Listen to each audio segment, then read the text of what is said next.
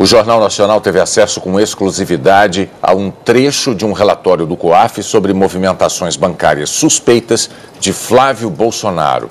Em um mês, foram quase 50 depósitos em dinheiro numa conta do senador eleito pelo Rio. O documento traz informações sobre movimentações financeiras de Flávio Bolsonaro entre junho e julho de 2017. São 48 depósitos em espécie na conta do senador eleito, concentrados no autoatendimento da agência bancária que fica dentro da Assembleia Legislativa, e sempre no mesmo valor, R$ 2.000. Total de R$ 96.000 depositados em 5 dias. Os primeiros depósitos foram em 9 de junho de 2017. Foram 10 depósitos no intervalo de 5 minutos, entre 11h02 e 11h07 da manhã.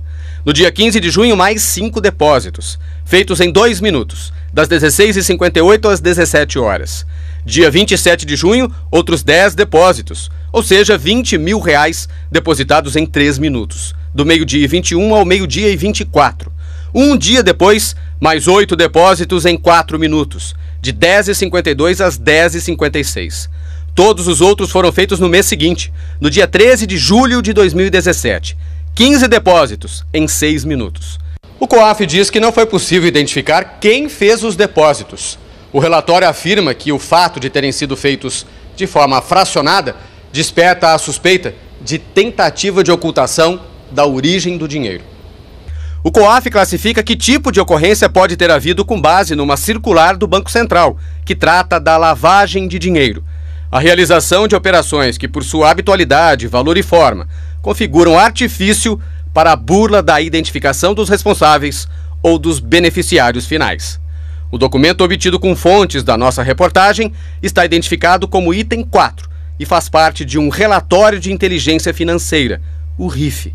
O Jornal Nacional apurou que esse novo relatório de inteligência foi pedido pelo Ministério Público do Rio, a partir das investigações sobre movimentação financeira atípica de assessores parlamentares da Assembleia Legislativa.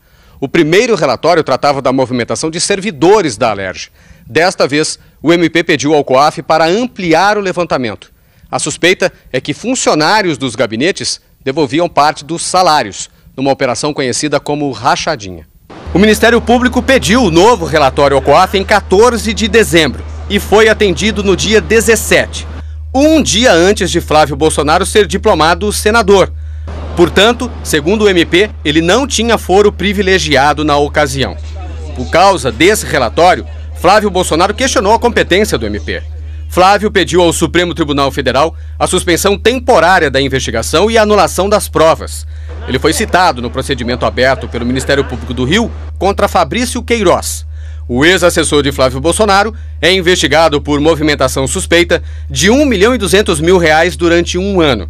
Na reclamação ao STF, Flávio Bolsonaro argumentou que o Ministério Público do Rio utilizou-se do COAF para criar atalho e se furtar ao controle do Poder Judiciário, realizando verdadeira burla às regras constitucionais de quebra de sigilos bancário e fiscal. Flávio argumentou também que, depois de confirmada sua eleição para o cargo de senador, o Ministério Público requereu ao COAF informações sobre dados sigilosos de sua titularidade e que as informações do procedimento investigatório foram obtidas de forma ilegal, sem consultar a Justiça. Mas a primeira turma do Supremo Tribunal Federal tomou ao menos 2 decisões de validar que o Ministério Público obtenha informações do COAF sem autorização judicial. O Ministério Público do Rio se baseia ainda em norma do Conselho Nacional do Ministério Público, que permite a solicitação de relatório de inteligência do COAF e tem convicção de que não configura quebra de sigilo. O Ministério Público do Rio nega que tenha havido quebra de sigilo e diz que as investigações decorrentes de movimentações financeiras atípicas de agentes políticos e servidores podem desdobrar-se em procedimentos cíveis para apurar a prática de atos de improbidade administrativa e procedimentos criminais. O MP declarou também que Flávio Bolsonaro não era investigado. Afirmou que o relatório do COAF noticia movimentações atípicas tanto de agentes políticos como de servidores públicos e que, por cautela, não se indicou de imediato os nomes dos parlamentares supostamente envolvidos em atividades ilícitas. Acrescentou que a dinâmica das investigações e a análise das provas colhidas podem acrescentar a qualquer momento agentes políticos como formalmente investigados. Ainda segundo a nota, essa forma de atuar indica o cuidado que o MP tem nas investigações com o fim de evitar o indevido desgaste das autoridades envolvidas. Antes de a investigação ser suspensa, Fabrício Queiroz faltou a 2 depoimentos no Ministério Público. E Flávio Bolsonaro disse que só ia dar explicações depois de conhecer os autos. Nós procuramos a assessoria de Flávio Bolsonaro, mas não obtivemos resposta. O ministro do Supremo Tribunal Federal, Marco Aurélio, afirmou hoje que tem remetido ao lixo reclamações como a do senador eleito Flávio Bolsonaro, do PSL. A pedido da defesa de Flávio, o ministro Luiz Fux suspendeu temporariamente a apuração no Rio até a reavaliação de Marco Aurélio, que é o relator do caso.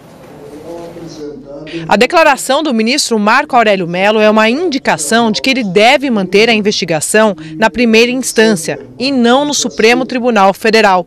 O ministro Luiz Fux, que está no plantão judiciário, decidiu ontem conceder liminar suspendendo temporariamente o procedimento de investigação.